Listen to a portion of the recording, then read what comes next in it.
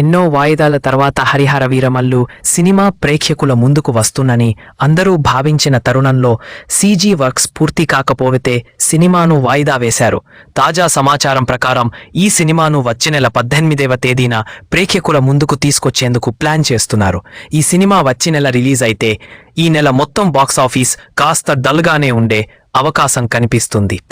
Telangana Robin Hood గా పేరున్న పండుగ సాయన్న బయోపిక్ గా ఈ సినిమాను రూపొందిస్తున్నట్లు గతంలో ప్రచారం జరిగింది.